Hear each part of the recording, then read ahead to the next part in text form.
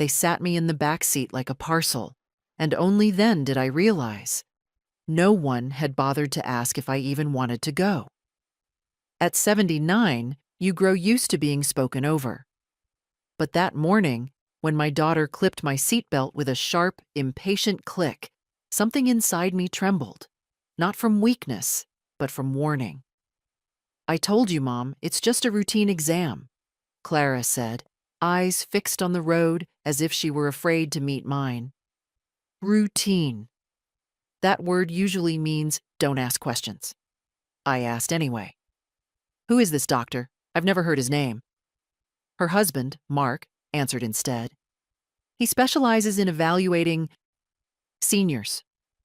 He hesitated on the last word, and the way he said it made me feel like a crate with fragile stickers slapped on the sides. The rest of the drive passed in a silence that felt padded, deliberate. They kept glancing at each other in the rearview mirror, as if rehearsing something behind their eyes. I folded my hands in my lap, trying to quiet the unease settling under my ribs. I've lived long enough to know when people are hiding the real reason they need you somewhere. The clinic wasn't our usual one. Too new, too polished. The kind of place you take someone when you don't want anyone asking follow-up questions. A receptionist greeted us with a smile so empty it was almost an insult. "Mrs. Hill, the doctor will see you right away." Right away. No forms? No explanations? No nurses taking vitals? I'd been to enough appointments in my life to know this wasn't how real medicine worked. Clara placed a hand on my elbow, guiding me to the door as if I might wander off into traffic. "Just be honest," she whispered. "It'll be quick." Honest about what? The doctor was a thin, handsome man in an expensive suit. Too expensive for someone who claimed to be a physician. He didn't shake my hand, didn't even introduce himself properly. He only gestured toward a chair. "Mrs. Hill," he said, lowering his voice to something meant to sound comforting. "I have one question for you. Only one. Imagine that. Nearly 8 decades of living reduced to a single inquiry." He leaned forward. "Do you feel capable of making your own decisions?" I stared at him, stunned by the bluntness of it. "Of course I do," I said. "Why wouldn't I?" He wrote something down, a short note, barely more than a flick of his pen, and closed the folder in front of him with a quiet, decisive snap. "That will be all." All? No tests, no scans, no discussion about my health. Nothing. Clara blinked. "Already? We just got here." "Yes," the doctor replied, still not looking at me. "This concludes the appointment." As Mark helped me out of the chair, I felt something cold slide down my spine. They were too relieved, too eager to get me back into the car, too careful not to let me see whatever the doctor had scribbled on that paper. Outside, the wind was sharp enough to pull tears from my eyes, but I knew that wasn't why I was blinking so much. I may be old, but I'm not blind. They weren't checking on my health. They were checking on my usefulness. Clara slammed the car door behind me, softer this time, almost guilty. I watched the clinic shrink as we drove away, and a quiet, heavy certainty settled over me like dust. Something had just happened in that room, something that wasn't meant for my understanding. But they had forgotten one thing. Age doesn't make a woman helpless. It only makes her patient. And I had just begun paying attention. The house felt unfamiliar when we returned, as if someone had rearranged the walls while we were gone. Clara walked ahead, dropping her purse on the console with a clatter that betrayed nerves she was trying to hide. Mark pretended to scroll through his phone, though I could see his thumb hovering, unmoving. I stood in the doorway for a moment, letting my eyes adjust. I've always believed that the truth hides in the smallest things. Tones of voice, slammed drawers, the way people refuse to look directly at you. And that evening, the air in my own living room felt thick with something unspoken. "Well," Clara said too brightly, "that's done. That's done." As if I had just signed up for a newsletter or bought a blender on sale. "What did the doctor say?" I asked. They froze. Just a flicker, but enough. Guilt moves fast across the face of a liar. "Oh, nothing much," Mark answered quickly. "Routine stuff. He'll send the report." "I'd like to see it." Clara's smile twitched. "Mom, you don't need to worry about paperwork. We'll handle it." There it was again. "We'll handle it." The phrase people use when they want to take something out of your hands before you ask why. I walked past them to the kitchen, pretending I needed tea. My hands moved automatically, boiling water, finding the tin with the chamomile bags. It's a strange thing. The older you get, the more suspicious you become of kindness that comes without explanation.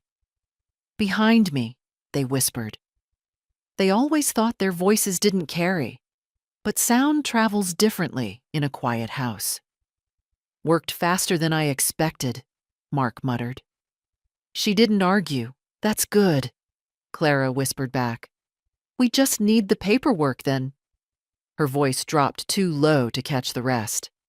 I didn't turn around. If you want people to speak freely, you must pretend to be deaf. I let the kettle whistle long and loud while I processed what I'd heard. Paperwork. Worked faster than I expected. She didn't argue. I stirred my tea and watched the steam spiral upward like a silent warning. Something was unfolding around me, not with violence or shouting, but with polite smiles and lowered voices, the kind of harm wrapped in soft fabric. The phone rang then, slicing through the tension. Clara hurried to answer before I could move. "Hello? Yes, this is she. Oh, yes, we did. Uh-huh. Yes, please email it to us directly." Silence. No, she doesn't need a copy. Just send it to me." She hung up fast, and when she turned around, I noticed something new. Fear. Not of me, but of being found out. "Who was that?" I asked. "The clinic. About billing." She swallowed. "Nothing you need to worry about." I nodded as if convinced, but inside something shifted. Not anger. Not yet. Just clarity. Like a candle being lit in a dark room.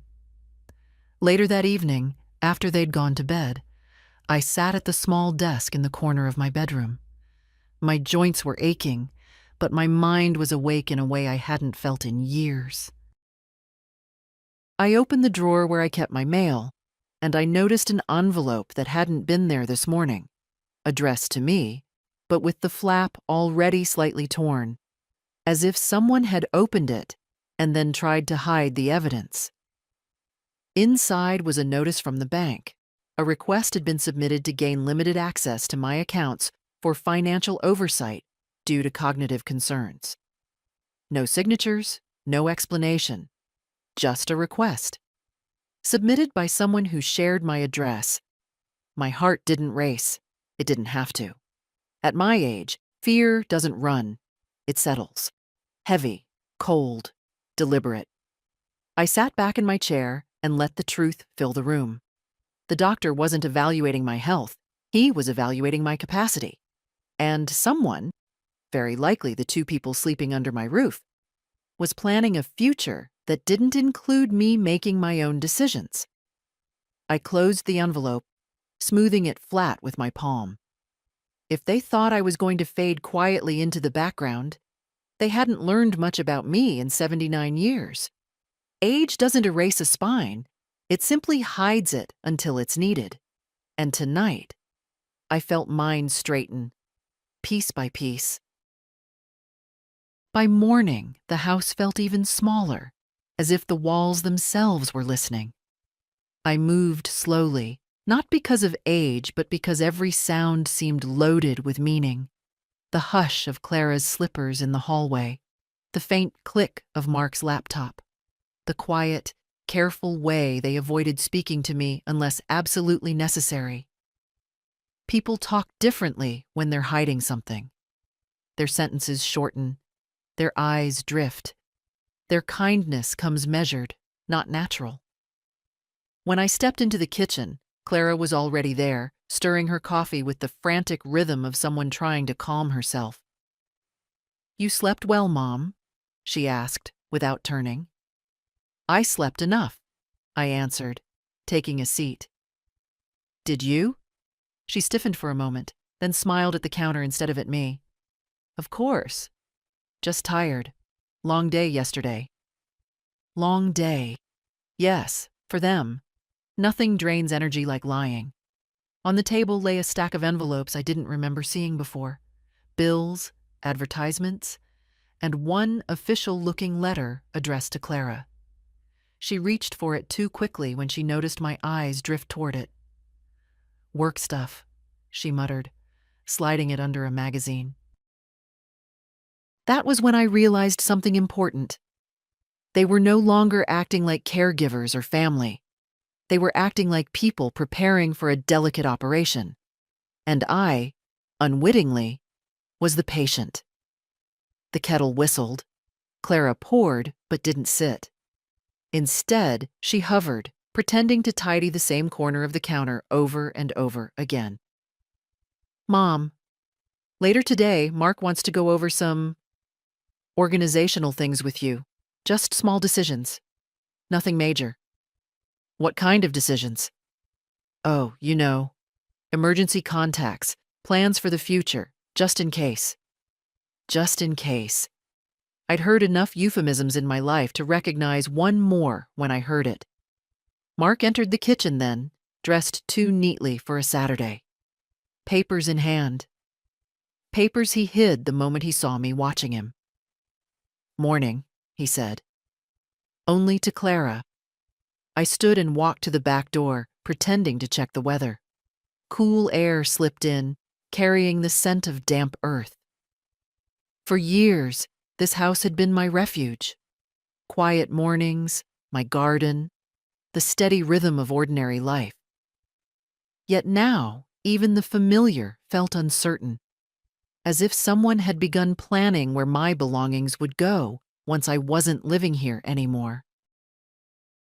Later, while Clara showered and Mark left to pick up groceries, I wandered the hallway. I'm not proud of what I did next, but survival sometimes requires letting go of pride. I opened their office door. Nothing dramatic, just faint traces of what they'd been doing. A folder left slightly askew. A document half shoved into a drawer. 2 pens arranged with obsessive neatness. I sat cautiously, feeling like a trespasser in my own home. On top of the desk was a printed checklist titled Capacity and Safety Evaluation, Preliminary Requirements. I didn't have to read more. The title alone was enough. It explained everything. The doctor's single question, Clara's bright, hollow cheerfulness, Mark's sudden interest in my daily habits. Someone had started a process, and those processes never favored the person being evaluated. My hands didn't shake. Age had taught me steadiness, but my breath did come slower as I turned the next page. Suggested next steps. Secure financial oversight. Initiate care placement options. Limit independent decision-making. Limit independent decision-making. As if independence were something they could simply switch off like a lamp. A floorboard creaked. Light, approaching footsteps. I slid the documents back exactly as they were and stepped away from the desk just as Clara opened the door. "Oh, Mom," she said, startled. "I didn't know you were in here." I was looking for my reading glasses. "They're in your room," she replied too quickly. "Let me help you." "I know where my own things are," I said calmly. The silence that followed stretched like a wire pulled too tight. For the first time, Clara looked at me not as an aging mother, but as an obstacle. Something she needed to manage. I walked past her and down the hallway, holding my posture the way a woman must when others expect her to fold. At my bedroom door, I paused. I could feel her eyes on my back. "Clara," I said without turning, "you forget that I've been an adult much longer than you have." I didn't wait for her answer. When I closed the door behind me, I finally let out the breath I'd been holding. They thought they were preparing quietly, gently, cleverly. But I had seen enough. They were building a future without me in it, except as a signature, a form, or an empty room. And if they were ready to move the pieces on the board, then I would learn to move mine too. By late afternoon, the house felt crowded with silence. Not peaceful silence, but the kind that presses against your ribs, waiting for you to break it first. I stepped outside just to breathe air that didn't belong to Clara and Mark. The sun hung low, dim behind thin clouds, and the yard, my yard, looked strangely foreign, as if someone else had already imagined it without me. Next door, Mrs. Davenport was watering her dahlias, her thin shoulders bent but stubborn. She was 83, but she still moved with the quiet precision of someone who had been underestimated her whole life. She waved. "Margaret, dear, you're out early today." I walked over to the fence. Couldn't stay inside. The air felt heavy. She chuckled in that dry way old women do, as if the world has never surprised them. Not really. Heavy air means someone in that house is thinking too loudly. I smiled, but it didn't reach my eyes. "You could say that." Mrs. Davenport turned off the hose and looked at me more closely. "People our age don't ask questions right away. We wait, we observe, we listen between words." "Your daughter seemed in a hurry this morning," she said quietly. "Nearly ran me over backing out. She and Mark have been organized lately." "Ah." Mrs. Davenport nodded slowly. "That kind of organized." She didn't need to explain. I'd heard her stories over the years, about nieces and nephews sniffing around her will, about neighbors whose children changed locks on their houses in the name of safety. There's always a polite word for cruelty when it comes from family. "Tell me something," she said softly. "When was the last time someone in that house asked how you were instead of what you needed?" I didn't answer. My silence was enough. She leaned on the fence. "You're not losing your mind, Margaret. You're noticing. And sometimes people don't like when the person they're underestimating starts paying attention." A strange thing happened then. I felt something tighten in my chest. Not fear, but recognition. I wasn't imagining it. I wasn't being dramatic. Someone else could see it too. Before I could respond, the back door opened. "Mom!" Clara called sharply. "Can you come in for a minute? We need to talk." Mrs. Davenport raised an eyebrow, silently urging me to stand tall. I nodded to her and walked back to the house. Inside, Mark was at the dining table with a stack of papers, all aligned too neatly, as if tidiness could disguise intention. "We want to go over some options," he began, gesturing to a chair. "Sit, Mom," Clara added, chest tight, fingers fidgeting. She'd never fidgeted before, not even when she was a girl with scraped knees. That alone told me more than their words. I did not sit. "What options?" I asked. "Long-term planning," Mark said. "Nothing urgent, just responsible." "I've been responsible longer than you've been alive," I answered. My voice wasn't sharp. It was level, heavy, controlled. They exchanged a glance, a dangerous one, a practiced one. We just think, Clara began, choosing each word like it might explode, that the house is becoming too much for you, and maybe it's time to consider. No. The word wasn't loud. It didn't need to be. It hung in the air like a brick falling through water. Mom, she tried again, we're only thinking about your safety. Are you? I asked. Is that what yesterday was about? My safety? They froze. People do that when their plan has one too many cracks. You took me to a doctor I've never met, I continued. You didn't tell me why. He asked me one question and ended the visit. And this morning, someone contacted my bank about financial oversight. Mark's jaw twitched. Clara's lips parted as if words might spill out, but nothing came. Finally, Mark exhaled. You misunderstood. No, I said. I understood perfectly. Clara folded her arms, a defensive gesture. Mom, you can't manage everything like you used to. We're trying to help. Help, I repeated softly, turning the word over as if testing its edges. By removing my choices, my independence, my dignity? That's not fair, Clara whispered. Neither is lying to me. The silence that followed was the longest yet, stretching from one wall to the next.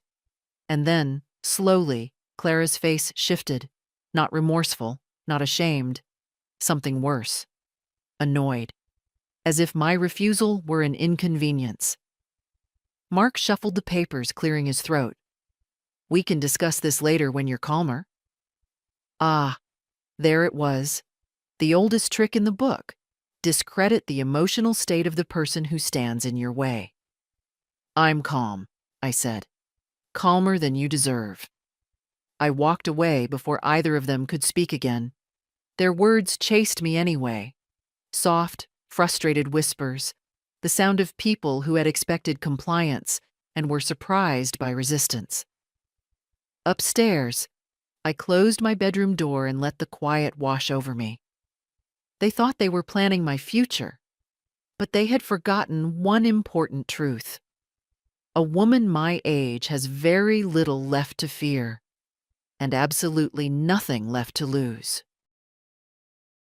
I spent the rest of the evening moving through the house as quietly as a shadow, touching things I had dusted and polished for decades, noticing details I had never bothered to see before. When you feel threatened in your own home, every object turns into a witness. The hallway mirror caught my reflection as I passed.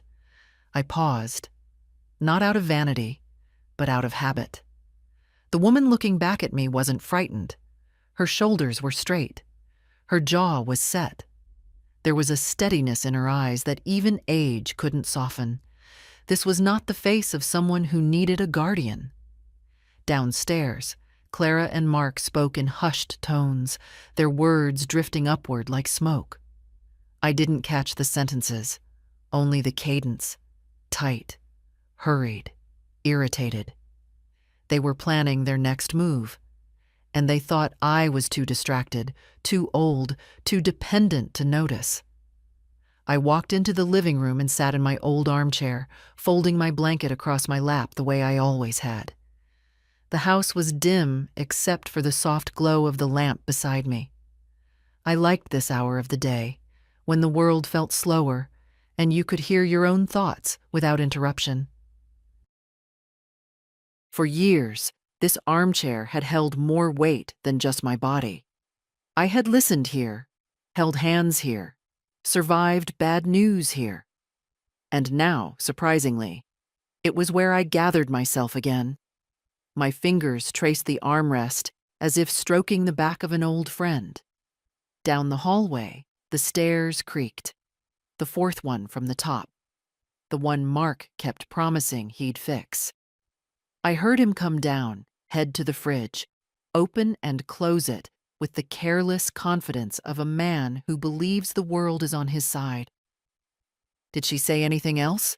He whispered, when he rejoined Clara in the dining room. Nothing. She's just... being difficult. Then we need to move things along. I didn't move, didn't breathe deeply. I simply listened. We can't wait weeks, Mark hissed. The bank needs confirmation soon. I know, Clara snapped under her breath, but she's suspicious now. Suspicious? They said it like it was a flaw, as if awareness were a symptom. Their voices dropped again. I closed my eyes, not from exhaustion, but because anger, at my age, doesn't explode. It gathers, thickens, settles in the chest like a stone warming under the sun. Eventually, they went upstairs, their footsteps retreating into silence. Only then did I allow myself to move. I stood, slowly, and walked to the window. The yard was dark except for the porch light spilling onto the steps. Everything looked so calm, so peaceful, even though something corrosive had been eating away at that peace for years. I just hadn't wanted to see it. But now the truth was fully awake. I pressed my palm against the glass and let the cold seep into my skin. In the distance, Mrs. Davenport's bedroom light flicked off. The neighborhood settled. I stayed there for a minute longer, breathing evenly, letting the night hold me still. Then I turned and walked to the small writing desk in the corner of the living room, the one no one paid attention to, the one with the broken drawer that only I knew how to open without making a sound. Inside was a stack of my documents, insurance papers, tax forms, property deeds, bank statements, things I had kept organized through decades of widowhood and everyday life. If Clara and Mark thought they were the only ones who could handle responsibilities, then they had forgotten who held this family together long before they grew clever. I took out the deed to the house and laid it on the desk. The paper looked ordinary, but it held my entire adult life, my work, my sacrifices, my years of doing without so others could have enough. I wasn't ready to make any decisions about it tonight, but I needed to touch it, to remind myself that this place wasn't theirs to distribute. The old clock in the hallway ticked past midnight. I returned the papers to the drawer, leaving everything exactly as it was. I didn't want them to know I'd begun to move my own pieces on the board. Before going upstairs, I turned off the lamp and let the room fall into darkness. If they were building a quiet trap for me, they were about to learn something they should have known all along. A woman who has lived nearly 80 years doesn't survive by being naive. She survives by watching, waiting, and choosing the exact moment to strike. And my moment was getting closer. By morning, I had made a decision, not about what to do next, but about what I would no longer tolerate. Fear was a luxury for people who still believed they had something left to lose. I had lived too long, survived too much, to let whispered schemes unravel the last pieces of my independence. I dressed slowly, choosing my clothes the way one chooses armor. A clean blouse, my warm cardigan, the good shoes I wore when I wanted to be taken seriously. Clara watched me from the kitchen doorway as I came downstairs. "Going somewhere?" she asked. "I am." "Where?" "To a doctor," I replied calmly. Her face twitched, a blink, a tightening of the jaw. "Which doctor?" "One I trust." She opened her mouth as if to argue, then thought better of it. "Do you want us to drive you?" "No." The word sat between us like a heavy stone. She swallowed hard. Mark came down the stairs just in time to hear my next sentence. "I made the appointment myself." That startled them both more than anything else could have.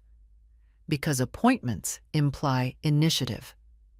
Initiative implies clarity. Clarity destroys whatever narrative they had begun building. Mark managed a weak smile. Well, good. It's good you're staying on top of things. I always have, I replied. I took my purse, my keys, and walked to the door. Clara followed me halfway. Mom, she said softer now, don't overthink things. Yesterday was just an evaluation, nothing serious. Serious enough that you won't let me read the report. Her eyes darted away. Outside, the morning air felt cool and honest. Cars hummed in the distance, birds rustled in the hedges, the world moved in its usual rhythm, unlike the house I had just walked out of. I took a cab to the clinic downtown, a modest place with an aging sign and mismatched chairs in the waiting area. It looked nothing like the sleek office Clara had dragged me to, and that alone felt like safety. When the nurse called my name, I followed her down the short hallway. Dr. Patel greeted me with a warm, tired smile, the kind doctors wear after years of listening to real people instead of charts. What brings you in today, Mrs. Hill? I need someone to look me in the eye, I said, taking a seat. And tell me the truth. He nodded, as if he had heard that very request 1,000 times. I didn't bother with pleasantries. I told him everything, how Clara and Mark took me to a doctor I'd never seen, how he asked only one bizarre question, how the visit ended almost immediately, how a request had been sent to the bank about my cognitive concerns. Dr. Patel's expression shifted, subtle but unmistakable. Concern, disapproval, recognition. Mrs. Hill, he said gently, what you're describing is not a medical evaluation. It sounds more like a preliminary capacity screening. A screening for what? He hesitated, a careful, ethical silence. To determine whether someone might be legally declared unable to manage their own affairs. I felt the words settle in my chest like stones dropped in water. Not surprising, not shocking, just confirming what I already feared. They can't do that without my consent, I said. They shouldn't, he corrected softly. But families sometimes pursue these evaluations under the guise of routine checkups, especially if they want access to finances or property. I sat very still. Tell me honestly, I said. Am I losing my mind? He shook his head immediately. No, you're lucid, aware, logical, and articulate. I can administer cognitive tests today, if you'd like. Not because you need them to prove something to me, but because you may need documentation. Documentation. That word felt strangely powerful. Yes, I said. Please. The tests weren't difficult. He asked about dates, names, patterns, simple tasks. Tasks a woman losing herself would struggle with. But my mind was clear, steady, unblurred. When we finished, he sat back, hands folded. Mrs. Hill, you have no signs of cognitive impairment. None. I exhaled slowly. Not relief, not pride, but validation. A confirmation of what I already knew. The danger wasn't coming from inside me. It was coming from the people who believed I wouldn't fight back. I'll prepare a written summary, he said, and you should keep it somewhere safe. If anyone challenges your capacity, this will help you. Safe. Yes. I would find a place for it. As I left his office, he stopped me. One more thing, he said gently.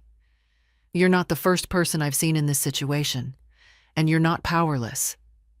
You have more options than you think. I nodded, thanked him, and stepped outside. The sunlight felt different now, warmer, firmer, like a hand on my back guiding me forward. Clara and Mark had taken the first step in their little campaign, and now, finally, I was taking mine. By the time I returned home, the sky had shifted into that pale afternoon color that makes everything look a little washed out, a little tired. I felt neither tired nor washed out. I felt sharpened, like someone had dragged a whetstone across my spine. Clara was waiting in the living room. She stood up the moment I walked in, too quickly, as if she'd been listening for the sound of the key in the lock. "You were gone a long time," she said. "I had a long appointment." "With whom?" Her voice wobbled at the edges just slightly. "A doctor," I replied, setting my purse down. "A real one." She flinched as if slapped. "Mom, don't be dramatic." I wasn't aware I was being dramatic. I was under the impression I was being evaluated like livestock yesterday. She pressed her lips together. "That's unfair." "What's unfair," I answered, removing my cardigan, "is being taken to a stranger under false pretenses." Before she could reply, Mark came in from the kitchen. "Well?" he asked, too eager, too prepared. "What did they say?" "That I'm perfectly capable of making my own decisions." A flicker, no more than a breath, crossed his face. Disappointment, and not even well hidden. Clara forced a smile. "Good. We're glad. Really." I walked past them. "Of course you are." But the truth hung in the air like the aftertaste of something bitter. They weren't glad. My clarity was an inconvenience. Upstairs, in the quiet of my room, I placed Dr. Patel's report in the drawer with my deed. 2 small pieces of paper, but suddenly they felt like anchors. Steady, undeniable, mine. I sat on the edge of the bed, listening to the muted hum of their voices downstairs. They weren't whispering now. They were arguing, quietly but urgently. The house carried their tones up the staircase. "She's onto us," Mark muttered. "I didn't think she'd go behind our backs," Clara snapped. "Why would she? She's never." "She's not as easy to manage as you thought." Manage. The word landed in my chest like a stone dropped into deep water. Not help, not support, not care. Manage. I closed my eyes. Let the sound settle into me. Old age teaches you something important. Pain becomes a teacher long before it becomes a weakness. The voices went on. "We need to move quickly," Mark said. Before what?" Clara sounded panicked. "Before I decide my life belongs to me again? Before I dare to insist I am the same woman who built this house, paid these bills, survived their father's absence and the world's indifference? Before they lose control of the future they imagined without me?" I stood, steady as ever, and walked to the window. The sky outside was turning bruised, gray, then blue, then something in between. A bird hopped along the fence, unbothered, unaware that inside this house someone was quietly trying to carve away at my autonomy. I breathed slowly, letting the cool air brush against my skin. When you're young, defiance burns hot and fast. When you're nearly 80, defiance settles differently. It thickens, deepens. It becomes the ground you stand on. Dinner was quiet that evening. Too quiet. Clara kept looking at me as if waiting for me to break into fragments. Mark pretended to scroll through his phone again. I ate my soup with deliberate calm. When the meal ended, Clara reached out, touching my hand lightly. "Mom, we want what's best for you." I pulled my hand back. Gently, not cruelly, but clearly. "You want what's easiest for you?" I said. Her eyes shimmered, not with sorrow, but with frustration. She had grown so used to my compliance that resistance felt like betrayal. "I'm still your daughter," she said softly, "and I'm still your mother." I held her gaze. "Not your project." The words settled heavily between us. That night, The house was unbearably quiet.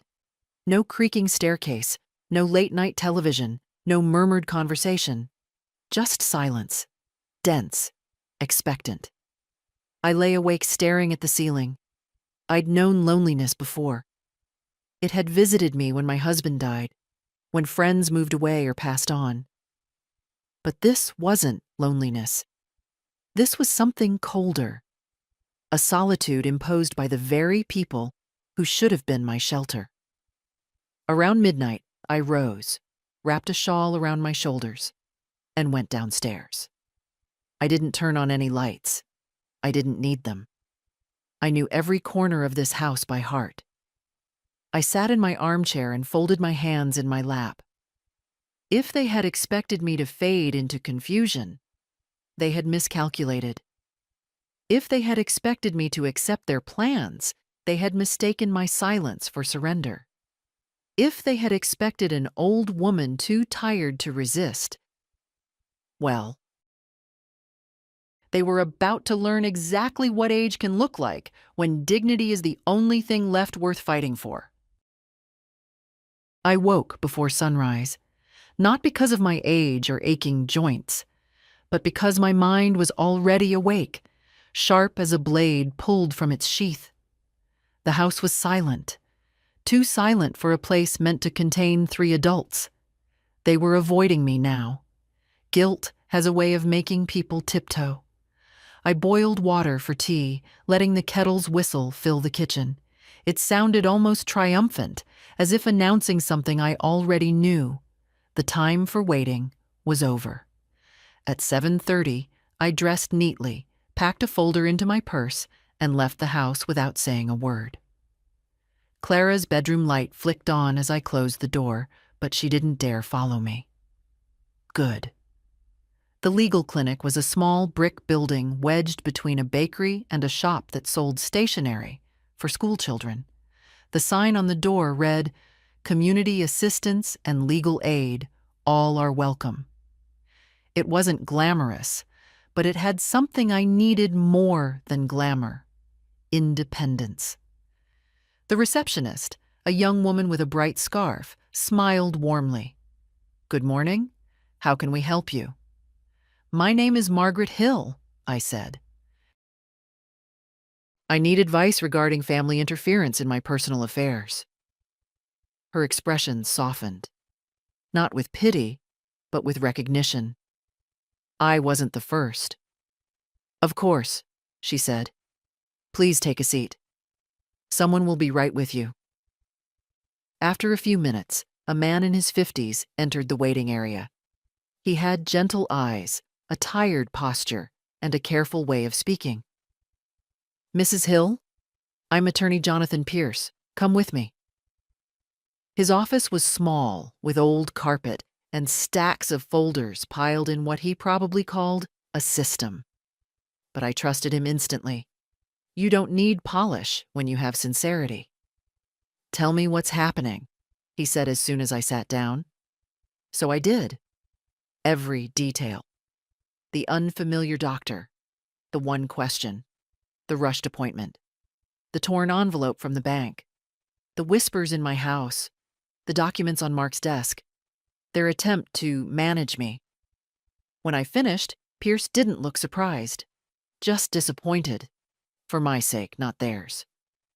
"This is becoming increasingly common," he said quietly. "Adult children using capacity evaluations to gain control of assets, sometimes out of greed, sometimes out of misguided ideas about safety. But in your case," he paused, choosing his words carefully, "it sounds intentional." I nodded. I already knew that much. He leaned forward. "Mrs. Hill, let me ask you this plainly. Do you feel you are fully capable of living independently and making your own decisions?" "Yes." "And do you have medical documentation that supports this?"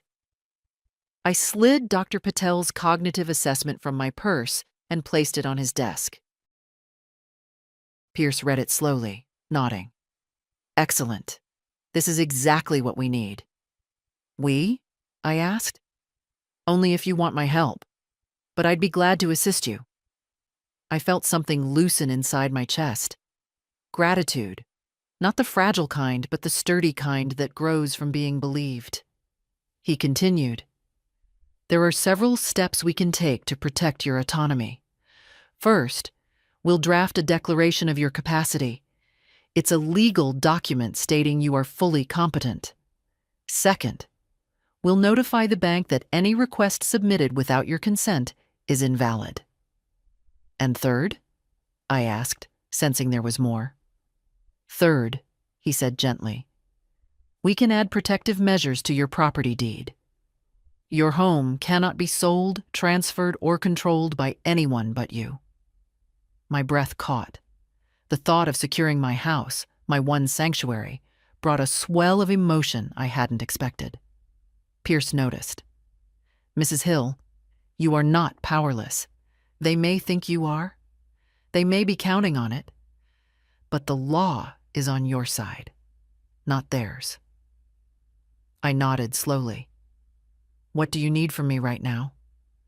"Your signature," he said. My hand didn't tremble as I signed the initial forms. It felt steady as the day I buried my husband, as steady as the years I kept this family together alone. When it was done, Pierce gathered the papers and stood. "We'll handle the rest. And Mrs. Hill, if they pressure you, intimidate you, or try anything else, call me directly, any hour." I thanked him and stepped outside. The breeze was stronger now, brushing against my cheeks. A woman passing by smiled kindly at me, just a stranger on the sidewalk, but her smile felt like a small blessing. I walked toward the bus stop instead of calling a cab. I wanted the time, the movement, the feel of my feet on solid ground. On the ride home, I looked at the faces around me. Young people, old people, tired people, hopeful people. None of them knew what I had done that morning. None of them knew that today I had quietly reclaimed my life. But I knew, and so would Clara and Mark soon enough. When I stepped through the front door, they were both waiting for me, their mouths tight, their eyes anxious. "Where were you?" Clara demanded. I closed the door behind me gently, softly, with a calm that made them both visibly uneasy. "Out," I said, "taking care of my future." And for the first time, I watched fear flicker, real fear, across their faces. Not because I was confused, but because I was not. They hovered around me for the rest of the afternoon, as if afraid I might say something they weren't prepared to hear. I moved through the house calmly, quietly, letting them wonder what exactly I had done. Fear grows best in silence. Clara finally cornered me in the kitchen while I sliced an apple. "Mom," she began, forcing a smile, "we just want to talk. You've been distant." "I've been thinking," I replied. "That's what worries us," she said too quickly, then winced at her own words. I set the knife down. "Worrying about me isn't the same as deciding things for me." She opened her mouth, closed it, then tried again. "Can't we just sit down and figure out a plan together?" "You tried to do that already," I said. "Without me." Before she could answer, Mark walked in, hands shoved in his pockets, a man trying hard to look calm and failing miserably. "Margaret," he said, "this tension isn't good for anyone. If we could all act like adults." "I am acting like an adult," I interrupted. "The problem is you expected me not to." His cheeks flushed. He wasn't used to being spoken to without deference. Clara stepped forward. "We're just worried about the future." "And I'm concerned about the present," I said. "Specifically the parts of it you've tried to rearrange." The room stilled. Something wordless passed between the two of them. Panic wearing the mask of patience. Mark cleared his throat. Mom, we saw you leave early. You were gone for hours. We'd just like to know where you were. Out, I said, handling my affairs. That shook them. Properly. Your affairs? Clara repeated, her voice rising. Why didn't you tell us? Because you don't tell me, I answered simply. She swallowed, blinking hard. We're family. We should share things. You mean, I said softly, you want information for strategy. Mark exhaled sharply through his nose. This is ridiculous. But it wasn't, and he knew it. After dinner, another tension-soaked ritual, we dispersed. But an hour later, I heard hushed voices coming from their bedroom. The house carried sound.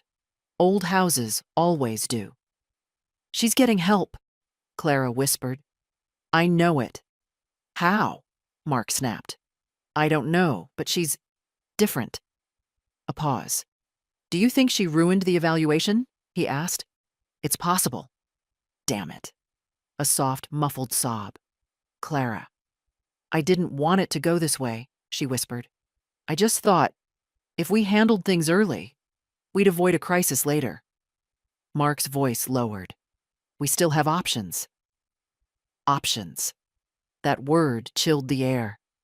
I leaned closer to the banister, listening. We could request a second evaluation, he murmured. Or escalate the financial oversight. The bank already has the initial form. But if she's on to us, Clara said, she'll fight. Fight. The words slipped through me like a quiet spark.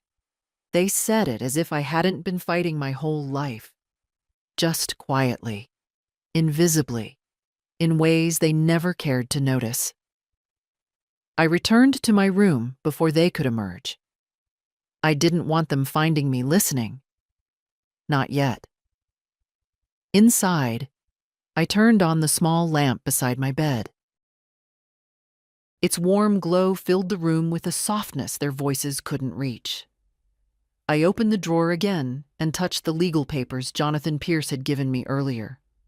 Real protection, real support. Not the kind wrapped in false concern. They thought my age made me fragile. They forgot my age also made me free. Free of needing their approval. Free of fearing their disappointment. Free of pretending not to see their intentions.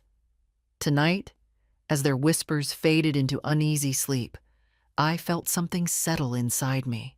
Not anger, not even sadness, but resolve. They were planning their next move. Good. So was I. And unlike them, I wasn't improvising. I was preparing. The next morning dawned pale and brittle, the kind of morning that feels like it could shatter if touched too quickly. I moved quietly through the house, listening, not because I needed to, but because listening had become my greatest advantage. Clara and Mark were already in the kitchen. Their conversation dropped into an uneasy silence the moment I walked in. I made tea without asking them anything. Sometimes silence forces people to reveal more than questions do. I carried my mug to the dining table and sat. Mark cleared his throat, pretending to read something on his phone. Clara fidgeted with the sleeves of her sweater. Mom, she began, we thought, maybe we could all go through some paperwork today, just a few planning documents. I sipped my tea. What kind? Her voice trembled. Household things. Long-term things. I see, I said softly. And will these documents require my signature? Mark looked up sharply. Well, yes, some. And if I refuse? He hesitated, then gave a thin smile. Let's not make this difficult. I placed my mug down with care. Difficult? I repeated. Such an interesting word. It sounds so much like inconvenient. Neither of them spoke. I stood, walked to the counter, and opened the drawer where they kept their paperwork. I didn't touch anything, just looked. A simple gesture, but it was enough to make Clara's face blanch. "Where are the forms you want me to sign?" I asked. "We'll bring them later," Mark said quickly. "They're not here." He was lying. Badly. I turned to leave the kitchen when something caught my eye. A manila folder sticking out from beneath a stack of cookbooks. Its label was half hidden, but one word was visible: assessment. I didn't reach for it. I didn't have to. Clara saw where my gaze landed and lunged to block it. "Mom, that's private." "For whom?" I asked quietly. "You or me?" Her shoulders stiffened. "Don't start." But I already had. I left them and walked toward the stairs, expecting them to follow. They didn't. Fear immobilizes people before it moves them. Upstairs, I entered their office. I didn't snoop this time. I didn't need to. My eyes landed immediately on the corner of the desk, and the single sheet left just barely visible beneath a folder. It wasn't carelessness. It was arrogance. They thought I wouldn't dare look again. But I did. Without touching it, I read the visible line. Next steps. Pending confirmation. Transfer of financial authority. My throat tightened, not with panic, but with a quiet, simmering clarity.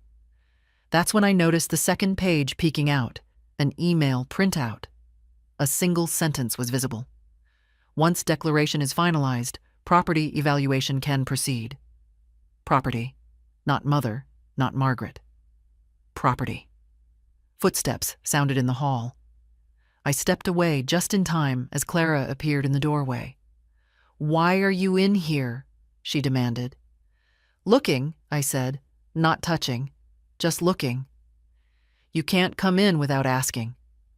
"This is my house," I reminded her. She flinched.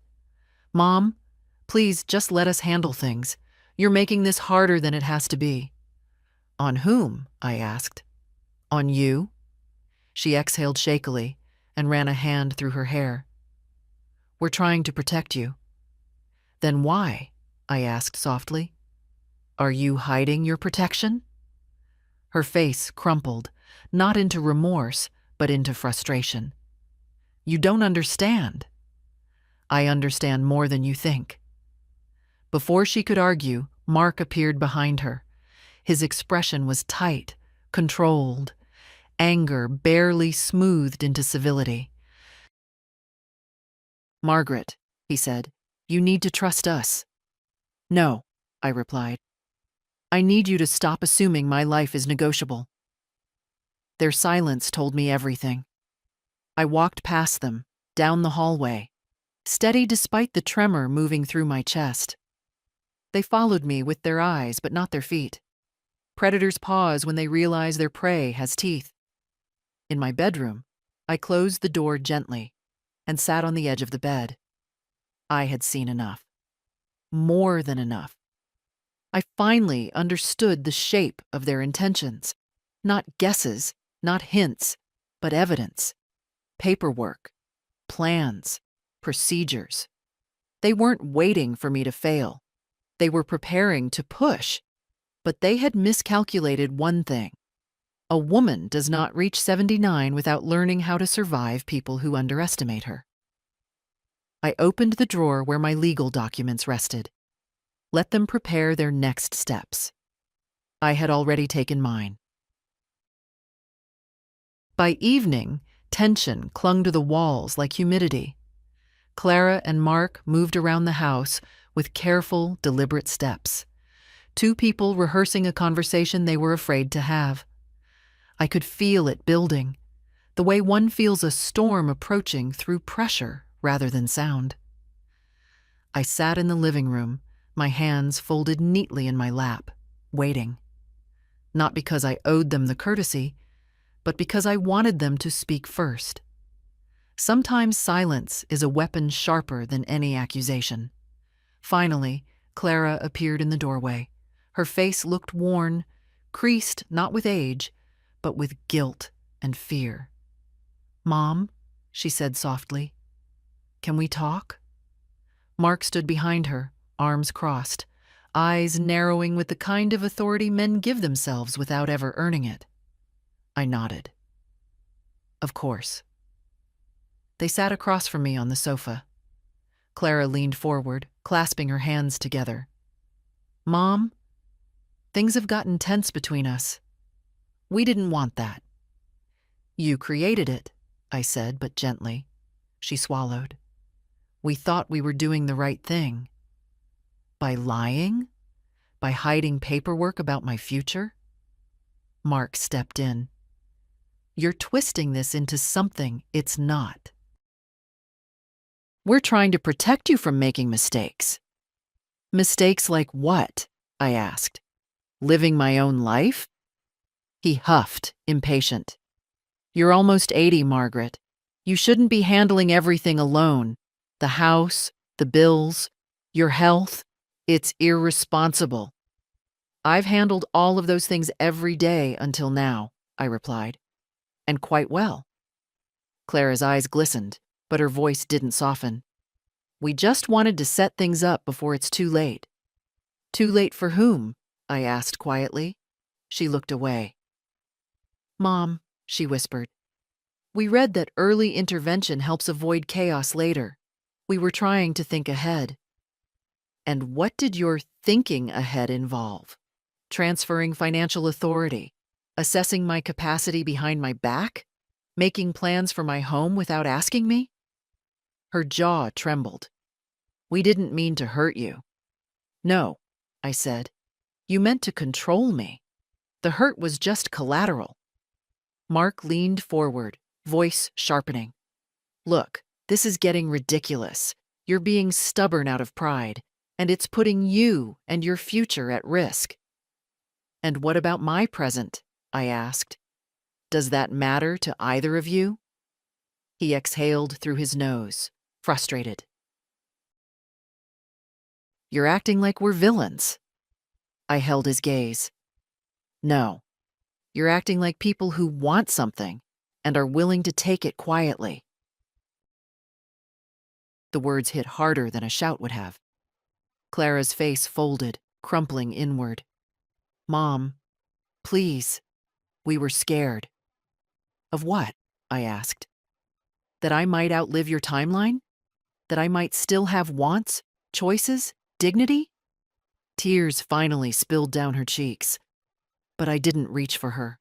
Not this time. Her tears were not about me. They were about being caught.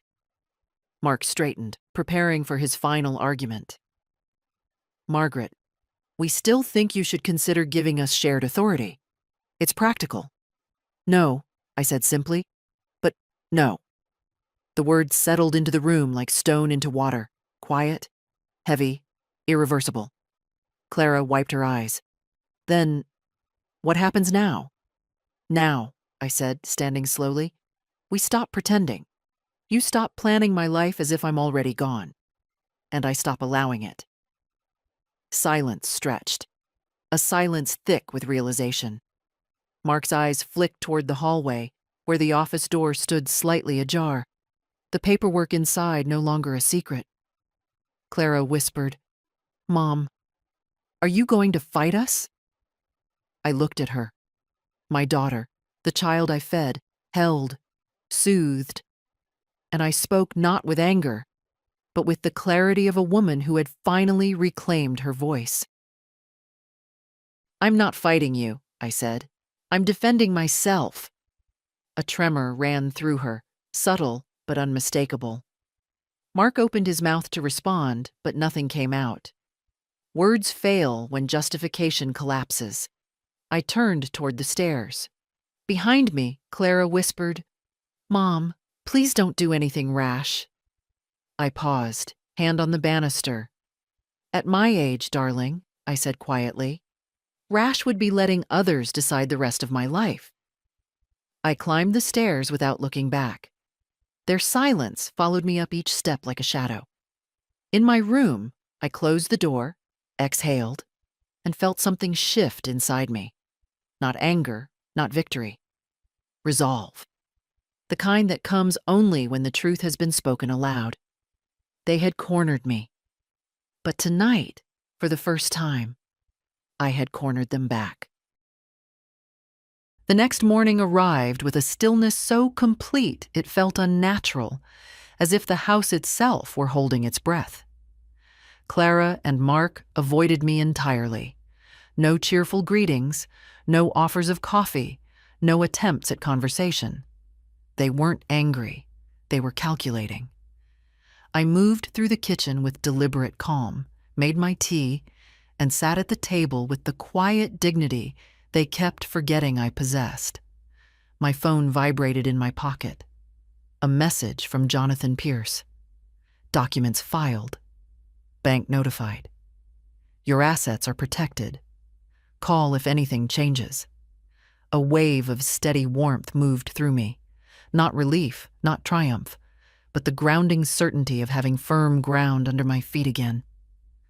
I placed the phone face down on the table, letting the message settle into my bones. A half hour later, Mark entered the kitchen, trying too hard to look casual.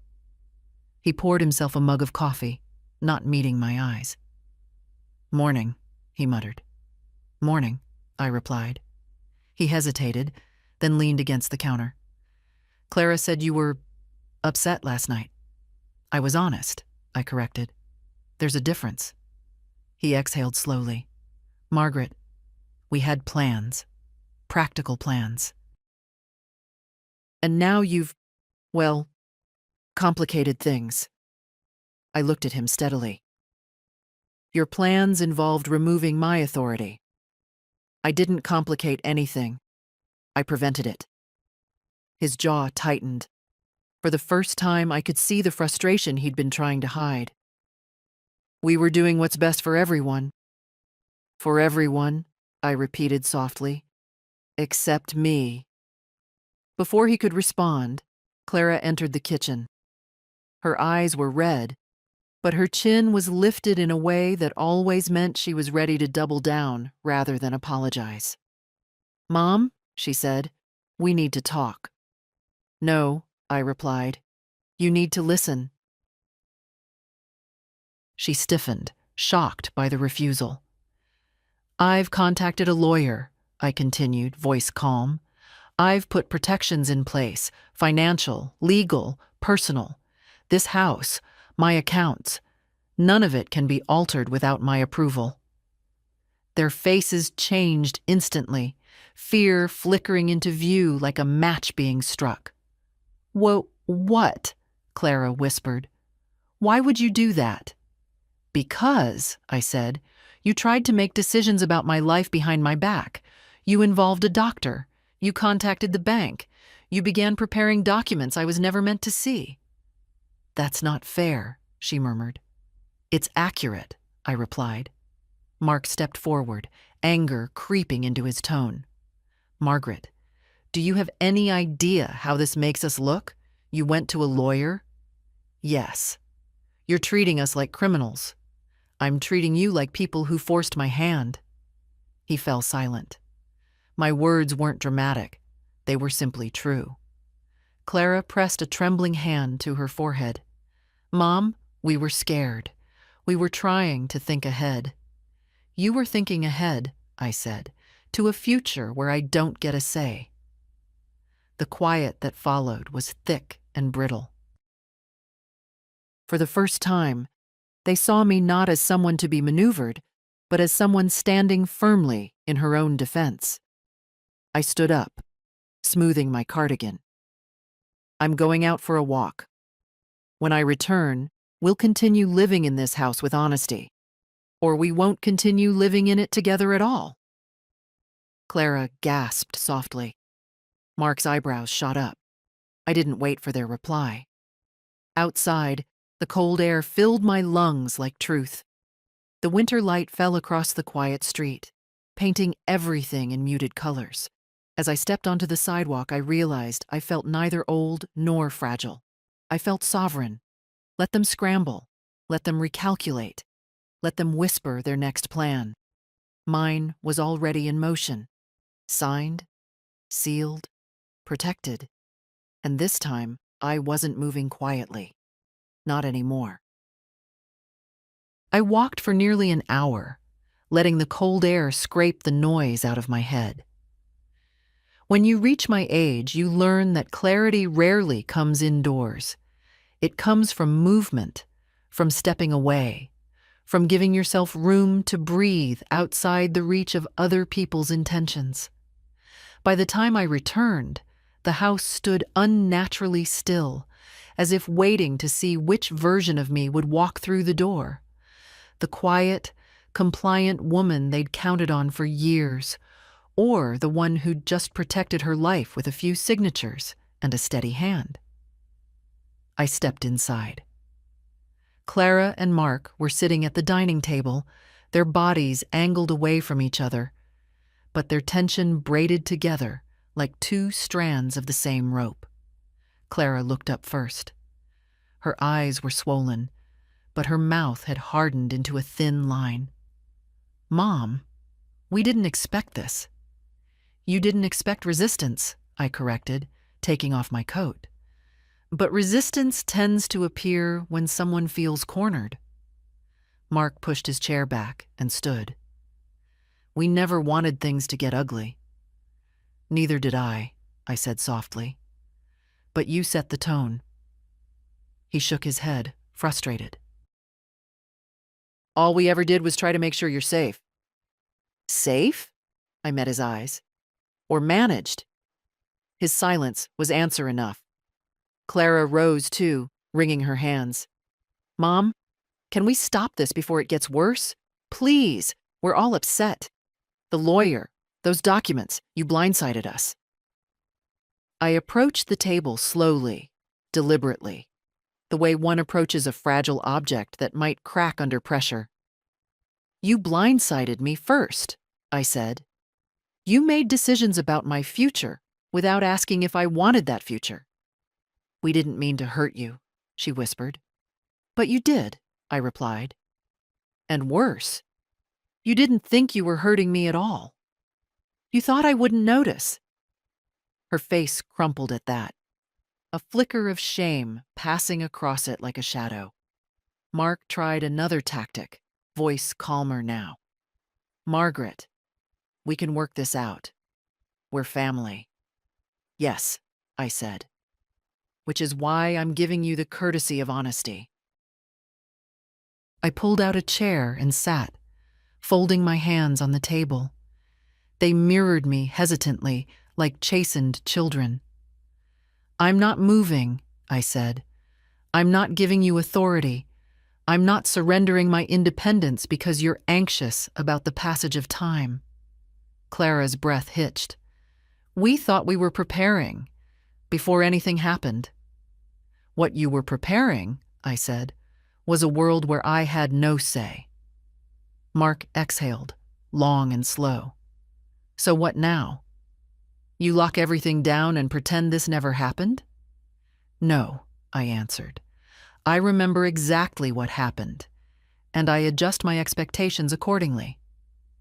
They exchanged a glance, fear mixing with a dawning understanding. The landscape had shifted. They were no longer the ones holding the reins. Clara reached out, her voice shaking. "Mom, do you hate us now?" I looked at my daughter, this woman I had raised, fed, comforted, protected, and felt a quiet sorrow settle in my chest. Not hate, never hate, but something colder, heavier. "No," I said. "I don't hate you, but I don't trust you." The words ran through the room like a cold wind. Clara's hand dropped onto her lap. Mark stared at the table, jaw clenched. Trust is the currency of family, and they had spent all of theirs without realizing it.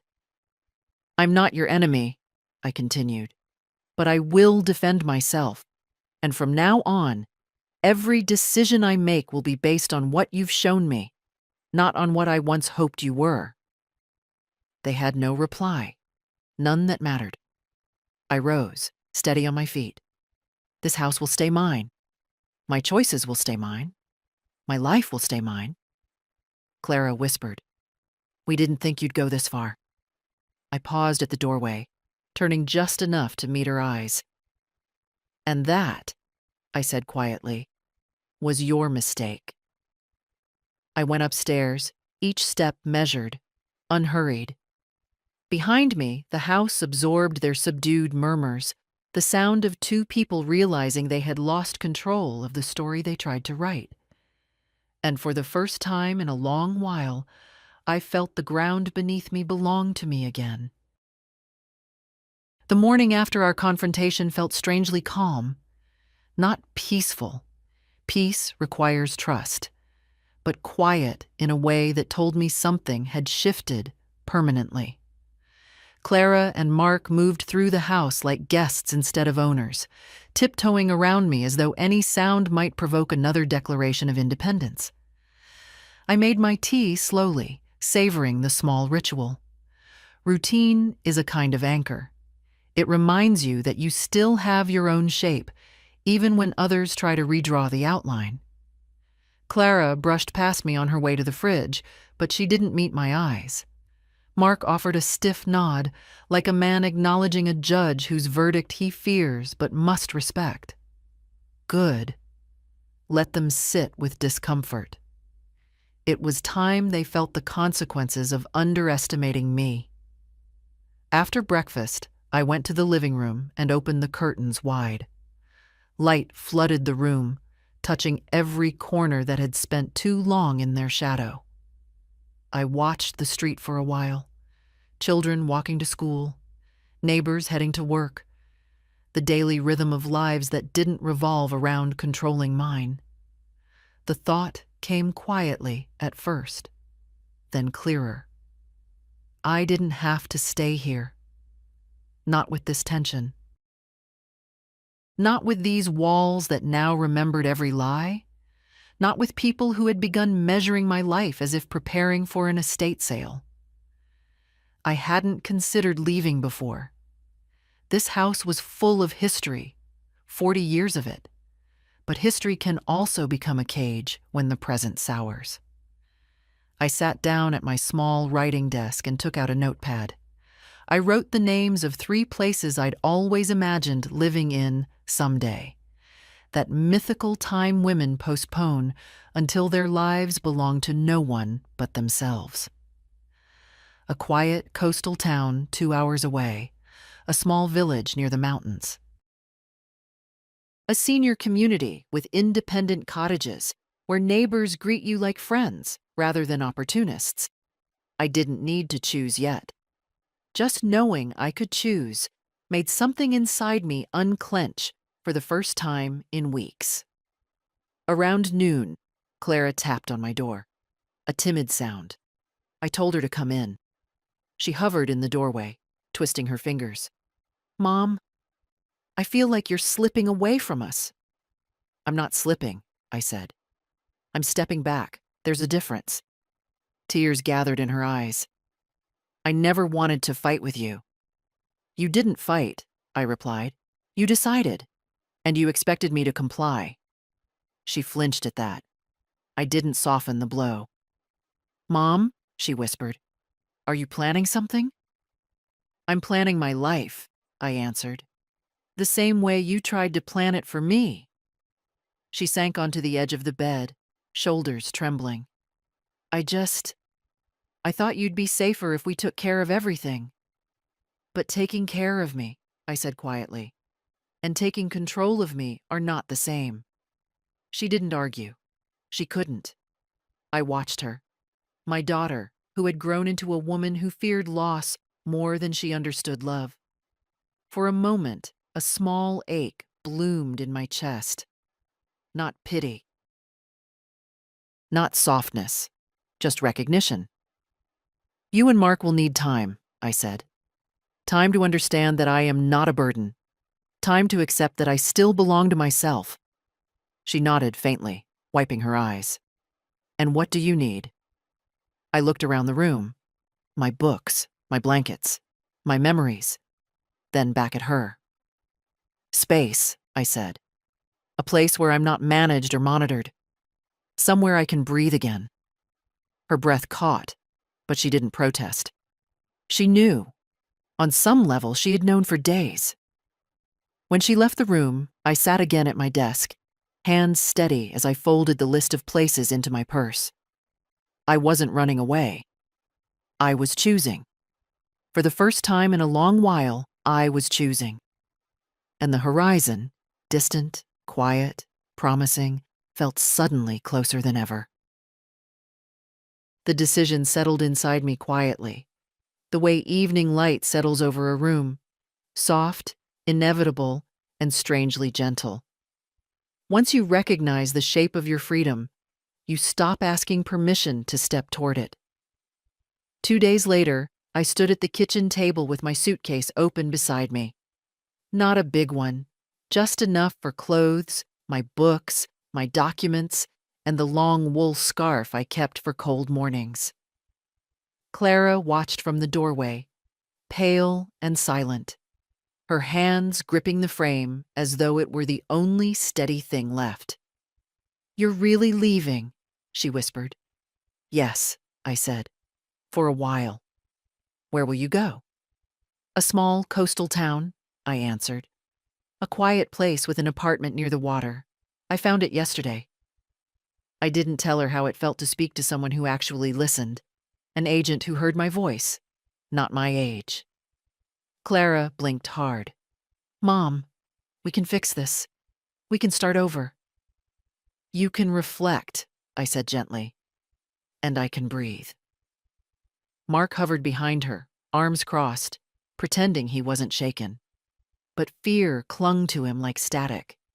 Men like him were always confident until the day their certainty cracked. Today, it had shattered. "Margaret," he said, "running away won't change anything." "I'm not running," I replied. "I'm relocating my dignity." He had no answer for that. I zipped the suitcase with deliberate calm and lifted it. My joints protested, but only slightly. Age makes the body honest, not useless. Clara moved forward as if to take the weight from me, but I raised a hand. "No," I said. "I can carry my own things." Her face twisted, regret, shame, confusion, blending into something fragile. "I didn't mean to hurt you, Mom." "I know you didn't mean to," I said. "But you did. And intentions don't erase consequences." For a moment, neither of us moved. Then she stepped back, giving me space. A gift she should have given months ago. I walked through the house slowly, letting my fingertips brush the familiar surfaces. The hallway mirror, the banister, the edge of the bookshelf where every memory still lived in the quiet. I wasn't abandoning the house. I was simply no longer offering it as collateral in someone else's fear. At the door, I paused. They waited behind me, 2 adults suddenly looking far younger than their years. "Before I go," I said softly, "you need to hear something." They straightened, bracing. "I don't leave with anger. I leave with understanding. You didn't see me clearly because you never imagined I could stand up to you. You mistook my patience for helplessness." Clara blinked rapidly. Mark looked down. "But I am not finished yet," I continued. "Not as a woman, not as a mind, not as myself." I reached for the door. "And if you want a place in my life going forward, you'll need to approach me as an equal, not as a problem to be solved." The silence behind me was thick, but it wasn't hostile now. It was humbled. Outside, the cab idled at the curb. The air smelled of cold salt, carried inland on a stray breeze, a promise of the sea that waited for me a few towns away. I walked toward the car with steady steps. My heart didn't race. My breath didn't tremble. I felt grounded, rooted not in a house, but in myself. As the cab pulled away, the street stretched out before me like a clean page. I didn't look back. Not because I didn't care, but because I finally trusted myself to move forward. The coastline came into view as we approached the highway. Gray waves, open sky, a horizon that didn't ask me to shrink or disappear, a place where my life could be mine again, unmonitored and uncontained. And when we crossed into the next town, I felt something warm unfold inside my chest, a quiet triumph, a reclamation of self, the unmistakable breath of freedom. At nearly 80, some people believe a woman is nearing her end. But I've learned something far more powerful. Sometimes the end is simply the beginning you choose for yourself. And if you're reading this, if you've ever felt ignored, dismissed, or quietly pushed aside, hear me now from the calm strength of my new beginning. Stand up. Protect what is yours. And don't wait for permission to reclaim your life.